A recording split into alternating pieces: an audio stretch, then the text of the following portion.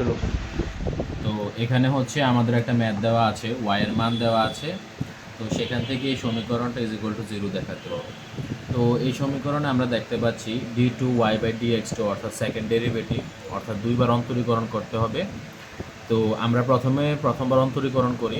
আমরা নর্মালি অন্তরীকরণ দ্বিতীয়বার করলে, আস্তে একটু ডান বাম করলে সব কিছু আমাদের এই সমীকরণটা চলে আসবে। তো আমাদের এখানে y is equal to sin m sin inverse x. তো ddx of y যদি করি, তো ddx of sin m sin inverse x। তো এখানে হচ্ছে এই পুরোটাকে যদি x ধরি, ddx of sin x এর সূত্র হচ্ছে cos x। এখন এটা তো x না, আমরা এটাকে x ধরে নিয়েছি। তো আবার আমাদের চেইন রুল অনুযায়ী এই জায়গাটাকে, এই অংশটাকে আমাদের আবার অন্তরীকরণ করতে হবে। তো ddx of m sin inverse x, এখানে m তো হচ্ছে ধ্রুবক, ধ্রুবক সবসময় সামনে চলে আসলো। আর ddx of sin inverse x এর সূত্র হচ্ছে 1 by root over of 1 minus x square. সম্পূর্ণ সূত্র আমি এর আগে ক্লাসেও বলেছি, আপনারা এই অধ্যায় করার আগে অবশ্যই সূত্রগুলো মুখস্থ করতে। যদি সূত্র না মুখস্থ করে এখানে আসেন, কোনো কিছুই বুঝবেন না। তো আগে সূত্র মুখস্থ করতে হবে। তো এখান থেকে এখানে যেহেতু ফ্র্যাকশন আছে, তো আমরা ফ্র্যাকশন ভাঙানোর উদ্দেশ্যে root over of 1 minus x square বাম পাশে নিয়ে আসলাম। তো বাম পাশে নিয়ে আসলে root over of 1 minus x square into ddx of y is equal to, এই টা আমরা সামনে নিয়ে আসলাম, m cos m sin inverse x। তো যেহেতু এখানে সেকেন্ড ডেরিভেটিভ আছে, তো আমরা আবার দ্বিতীয়বার অন্তরীকরণ করব। তো ddx of root over of 1 minus x square into ddx of y, আর এই অংশটাকে অন্তরীকরণ করলাম। তো এখানে কি সূত্র পড়ছে, a b ddx of a b, অর্থাৎ এ বি এর সূত্র কি, a ddx of b plus b ddx of a, এটাও সূত্র। তো এখানে আমরা কি করলাম, এটাকে a ধরলাম, এটাকে b ধরলাম। তো a ddx of b plus b b ddx of a। আর এখানে হচ্ছে আমাদের নরমাল সূত্র, m হচ্ছে ধ্রুবক, সামনে চলে আসলো, আর এই অংশটাকে আমরা x ধরলাম। তো ddx অফ cos x এর সূত্র কি, মাইনাস sin x। তো মাইনাস sin এই x। তো এটা তো আর x না, আমরা x ধরে নিয়েছি। তো এই অংশটাকে আমাদের আবার অন্তরীকরণ করতে হবে। তো ddx of m sin inverse x। তো এখন আমরা অন্তরীকরণের ক্ষেত্রে দেখেন, ddx অফ y কে যদি আমরা দ্বিতীয়বার অন্তরীকরণ করি তাহলে কি হবে, d2y বাই dx2। তো 1 root over of 1 minus x square d2y by dx2। R root over of 1 minus x square কে যদি আমরা অন্তরীকরণ করি, এখন এই অংশটা তো x না, এটাকে আমরা x ধরে নিতে হবে। তো ddx of root x এর সূত্র কি, 1 by 2 root x। তো 1 by 2 root x। এখন এই 1 minus x square কি আমরা x ধরে নিয়েছি, কিন্তু এটা তো x না। এই অংশটাকে আবার চেইন রুল অনুযায়ী অন্তরীকরণ করব, ddx of 1 minus x square। এখন ডান পক্ষে আসি। তো ডান পক্ষে আমাদের ছিল m minus sine m sine inverse x, এতটুকু যেভাবে আছে এভাবেই থাকবে। এখানে হচ্ছে ddx of m sine inverse x। তো m ধ্রুবক সামনে চলে আসবে, আর ddx of sine inverse x এর সূত্র কি, 1 by root over of 1 minus x। তো এখন আমাদের মূল কাজ শেষ, এখন শুধু আমরা সাজাবো সমীকরণটাকে। তো সাজানোর জন্য বাম পক্ষে যেভাবে আছে, যে root over of 1 minus x square dy by dx2, আর এখানে ddx of y into minus two x কিভাবে আসলো, তো দেখেন ddx অফ 1 হচ্ছে 0, 0 minus ddx of x square কি 2x, সামনে মাইনাস আছে, তো ওই যে মাইনাস 2x উপরে, আর নিচে তো 2 root over of 1 minus x square এটা। আর এখানে হচ্ছে এই যে m, এই m minus m square sine m sine inverse x into 1 by root over of 1 minus x square. তো এখন আমরা জাস্ট সমীকরণটা সাজায় লিখলাম, যেভাবে আছে এভাবে। এখানে মাইনাসটা প্লাসে মাইনাসে মাইনাস হয়ে গিয়েছে, আর সবকিছু সেম আছে। জাস্ট হচ্ছে এই টু কাটা গিয়ে জাস্ট এক্স আছে। তো এখান থেকে আমরা লিখতে পারি, দেখেন sine m sine inverse x. এখানে দেখেন y is equal to sine m sine inverse x ছিল। তো এই যে sine m sine inverse x এর বদলে আমরা কিন্তু y লিখতে পারি। তো m minus m square y 1 by root over of 1 minus x square হয়ে গেল। তো এই অংশটাকে আমরা বাম পক্ষে নিয়ে আসি, কারণ দেখেন ডান পক্ষে আমাদের 0 আছে। ডান পক্ষ 0 করার জন্য আমরা পুরোটা সবকিছু বাম পক্ষে নিয়ে আসলাম এবং ডান পক্ষে 0 রেখে দিলাম। তো এখন দেখেন আমাদের হচ্ছে নিচে root over of 1 minus x square জিনিসটা এক্সট্রা, এখানে কিন্তু নিচে কোনো কিছু নাই। তো সেই উদ্দেশ্যে আমরা কি করলাম, root over of 1 minus x স্কোয়ারটাকে ভ্যানিশ করার জন্য আমরা উভয় পক্ষকে root over of 1 minus x square দিয়ে গুণ দিই। তো এখন root over of 1 minus x square যদি গুণ দেই তাহলে কি হয়, রুটে রুটে চলে যাবে, 1 মাইনাস এক্স স্কোয়ার থাকবে, আর এটা তো সেম। তারপরে minus root over of 1 minus x square দিয়ে গুণ দিলে এটা, আর উপর root over of 1 minus x square কাটাকাটি থাকলো কি x ddx অফ y, আর root over of 1 minus x square উপরে দিলে কি হবে, এটা আর এটা কাটাকাটি চলে যাবে, প্লাস m স্কোয়ার y, আর এর সাথে গুণ দিলে তো 0 হয়ে যাবে। এখন দেখেন আমাদের প্রমাণ হয়ে গিয়েছে।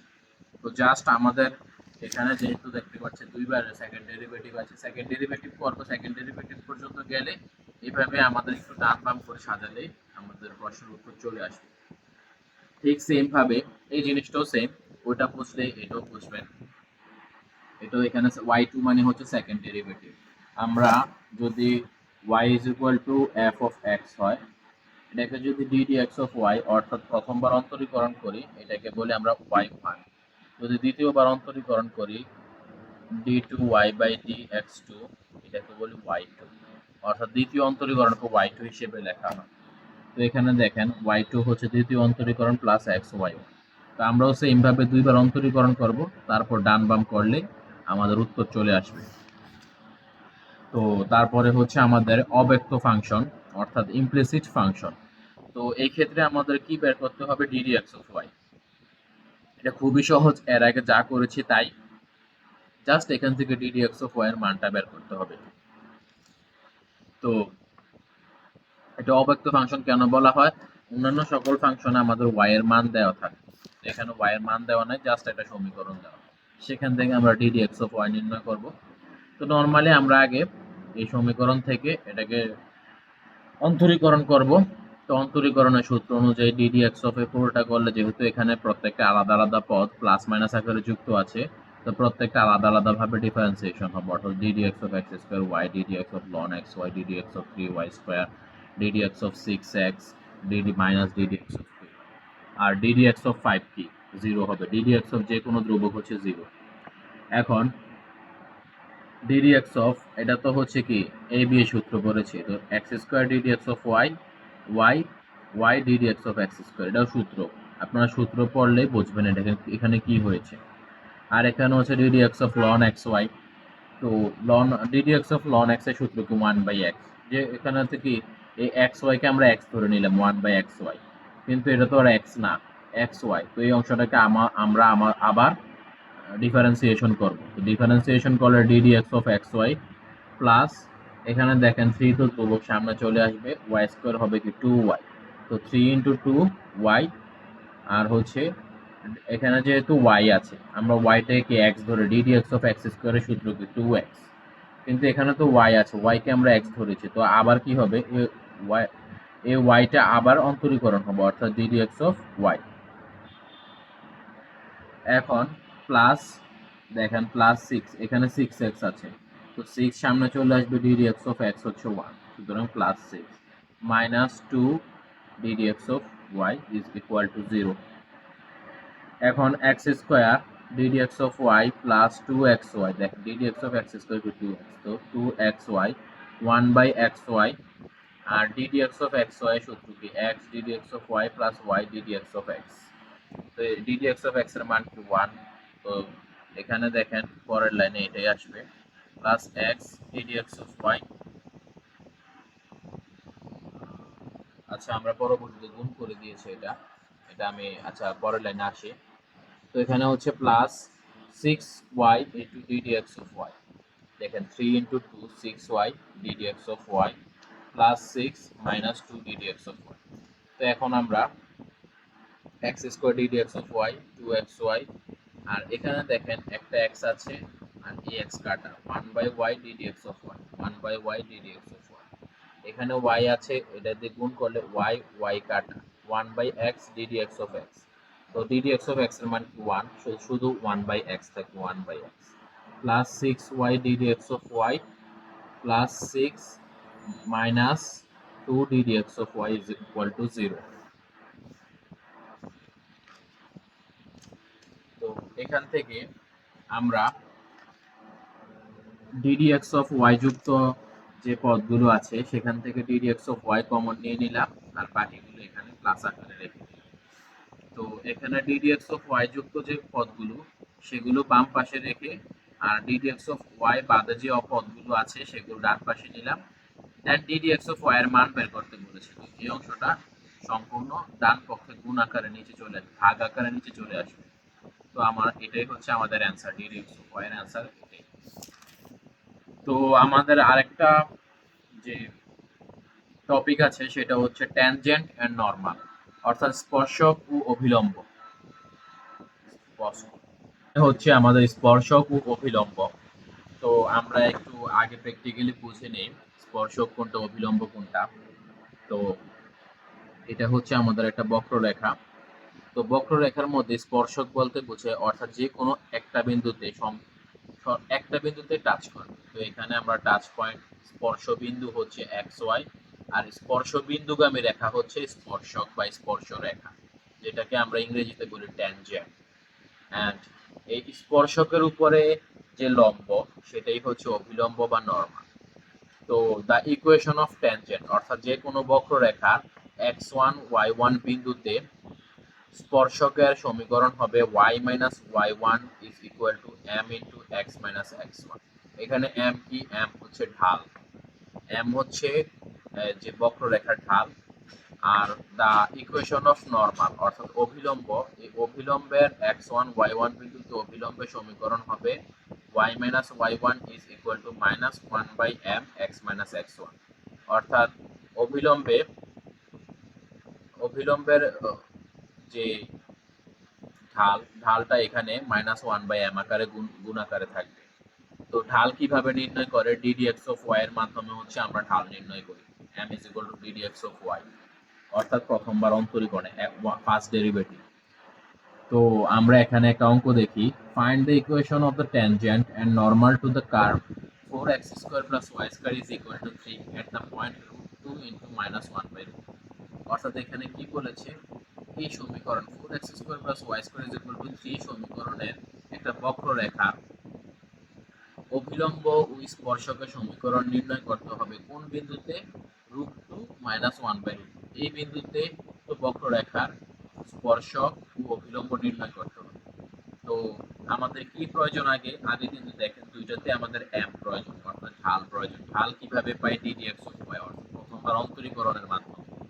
তো এখানে আমরা প্রথমবার অন্তরীকরণ করব। তো ডিডিএক্স নিলে 4x স্কয়ার হচ্ছে 8x, y স্কয়ার হবে 2y। চেইন রুল অনুযায়ী y কে আবার আমাদের অন্তরীকরণ করতে হয়েছে, কারণ এখানে x নেই, y কে আমরা x ধরেছি। আর ডিডিএক্স অফ 3 তো 0।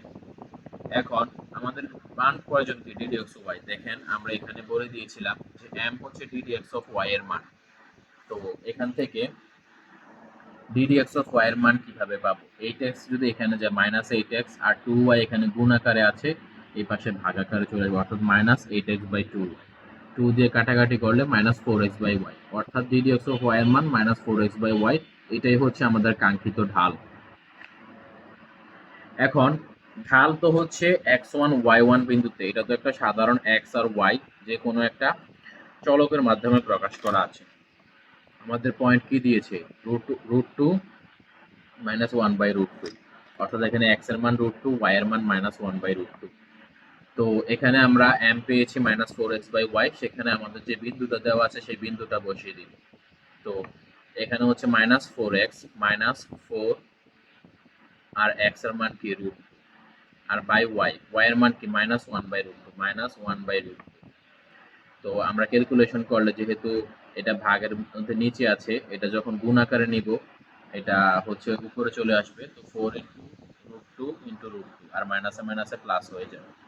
তো √2 গুণ করলে 2, 4 ইন্টু 2 হচ্ছে 8। দেন আমাদের হচ্ছে ইকুয়েশন বের করতে হবে, আমরা ঢাল পেয়ে গেছি। The equation of the tangent at √2 into -1 by √2। তো অর্থাৎ এই পয়েন্টে আমাদের ট্যানজেন্ট এবং নরমালের সমীকরণ নির্ণয় করতে হবে।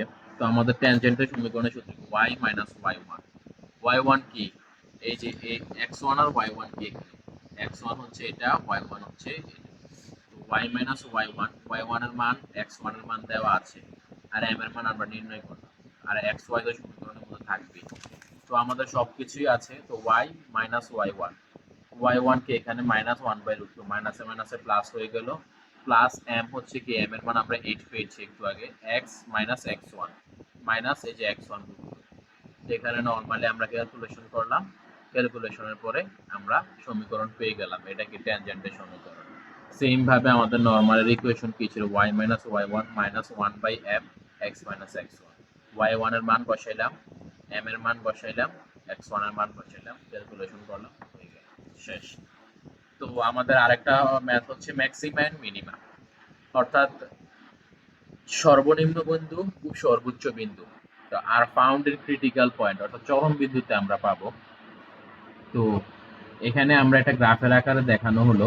তো দেখেন এটা হচ্ছে ম্যাক্সিমা, এটা ম্যাক্সিমা, এটা ম্যাক্সিমা, এই দুটা হচ্ছে মিনিমা। তো এগুলো আমরা কিভাবে নির্ণয় করব সেটার ওয়ার্কিং প্রসিডিউর আগে আমরা একটা ওয়ার্কিং ম্যাপ করে নিই, তারপর সেই অনুযায়ী এক দুইটা প্রবলেম সলভ করলে আমাদের জিনিসটা ক্লিয়ার হয়ে যাবে। তো আমাদের এখানে হচ্ছে প্রথমে কি করতে হবে, প্রথমে হচ্ছে ফার্স্ট ডেরিভেটিভ অর্থাৎ একবার অন্তরীকরণ করতে হবে। সেই অন্তরীকরণে যে সমীকরণটা পাবো সেটা ইজ ইকুয়াল টু 0 ধরে আমরা x এর মান নির্ণয় করব। x এর যতগুলো মান পাবো সেগুলো থাকবে, দেন আমরা কি করব, দ্বিতীয়বার অন্তরীকরণ করব। দ্বিতীয়বার অন্তরীকরণ করার পরে প্রত্যেকটার মান বসাবো, প্রথম অন্তরীকরণের পরে x এর যে মানগুলো পেলাম সেই মানগুলো বসানোর পরে যদি আমরা f মানে সেকেন্ড ডেরিভেটিভে এই মানগুলো বসাবো, আমরা x এর মানগুলো বসানোর পরে যদি মানটা 0 থেকে ছোট হয় অর্থাৎ নেগেটিভ হয়, তাহলে আমরা x is equal two c1 অর্থাৎ x ইজ ইকুয়াল টু যে বিন্দুটা বসাইলাম ওই বিন্দুতে আমরা ম্যাক্সিমাম ভ্যালু পাবো। আর যদি মান x এর মান বসিয়ে আমরা গ্রেটার দেন 0 অর্থাৎ পজিটিভ কোনো মান পাই, তাহলে ওই বিন্দুতে আমরা মিনিমাম ভ্যালু পাবো। আর যদি বিন্দু বসানোর পরে আমাদের 0 পাই, তাহলে দ্য টেস্ট ইজ ইনকনক্লুসিভ লিখে দেব, শেষ। তো আমরা এরকম একটা ম্যাথ করি, আমাদের আরো ভালো ক্লিয়ার হবে। এরকম আমাদের জাস্ট দুইটা ম্যাথ আছে। তো find the maxima and minima at maxima and minima of f of x, আমাদের একটা সমীকরণ দেওয়া আছে, অর্থাৎ এই সমীকরণ এই বক্ররেখার ম্যাক্সিমা ও মিনিমা পয়েন্টগুলো আমাদের বের করতে হবে। তো আমাদের ওয়ার্কিং প্রসিডিউরে প্রথমে কি ছিল, একবার ডেরিভেটিভ ফার্স্ট ডেরিভেটিভ একবার অন্তরীকরণ করতে হবে, অর্থাৎ ddx of x to the power 5 minus 5x to the power 4 plus 5x cube. আমরা যদি সমীকরণটাকে অন্তরীকরণ করি, অন্তরীকরণ করার পরে পাচ্ছি 5x to the power 4 minus 20x cube plus 15x cube. এটা কিভাবে হলো সূত্র, এটা বোঝানোর কোনো কিছুই নেই। তো আমরা কি বলেছিলাম, প্রথম অন্তরীকরণটাকে আমরা শূন্য ধরবো, সেখান থেকে x এর মানগুলো বের করব। তো এখন ddx of f of x অর্থাৎ প্রথম অন্তরীকরণটার মান শূন্য ধরলাম, প্রথম অন্তরীকরণের মান কি পেলাম, এটা এই অংশটা এখানে বসালাম ইজ ইকুয়াল টু 0। এখান থেকে দেখেন আমরা চাই, এখানে অনেকে কি করবে x দিয়ে x স্কয়ার দিয়ে ভাগ দিয়ে দিবে, ভাগ দেওয়া যাবে না x স্কয়ার। তো এখানে হচ্ছে আমাদের x স্কয়ার দিয়ে মানে আমরা x এর মান বের করব। এখন যদি আপনি x বাদ দিয়ে দেন তাহলে কিন্তু x এর মানটা আমরা পারফেক্টলি পাবো না। এখান থেকে x এর মান পাবো যতগুলো তার থেকে কম পাবো যদি বাদ দিয়ে দেন, কোনো x কখনোই বাদ দেওয়া যাবে না। তো আমরা কি করলাম, x স্কয়ার কমন নিয়ে নিলাম, x square minus 4x plus 3 is equal two 0। তো x এখন এখান থেকে কি পাবো, হয় x square is equal two 0 অথবা পুরোটা ইজ ইকুয়াল টু 0। তো x square is equal two 0, x equal to কি হবে 0। আর এখানে আমরা কি করলাম, দেখেন x square 4x minus 4x কে আমরা ভাঙিয়ে লিখতে পারি minus 3x minus x plus 3। তো এখান থেকে যদি x কমন নেই, x মাইনাস 3 মাইনাস 1 কমন নিলে x minus 3 is equal two 0। আর এখান থেকে যদি x মাইনাস 3 কমন নেই, x minus 1 into x minus 3 is equal two 0। তো এখানে আমরা নরমালি আমরা মিডল টার্ম করেছি, নরমালি কোনো কিছুই না, নরমালি মিডল টার্ম করার পর x minus 1 x minus 3 is equal two 0, x is equal two 1 3 1 2। এখন x এর কয়টা মান পাইছি, তিনটা, 0 1 3। তো এখন হচ্ছে আমরা সেকেন্ড ডেরিভেটিভ করব, সেকেন্ড ডেরিভেটিভ করে প্রত্যেকটা পয়েন্ট বসাবো, বসাই দেখবো সেই পয়েন্টগুলো থেকে ম্যাক্সিমা পাচ্ছি না মিনিমা পাচ্ছি। তো আমরা সেকেন্ড ডেরিভেটিভ করি, সেকেন্ড ডেরিভেটিভ দ্বিতীয়বার অন্তরীকরণ করলাম এই অংশটাকে, তো অন্তরীকরণ করার পর আমরা এটা পেলাম। তো আমাদের কি ছিল 0 1 3।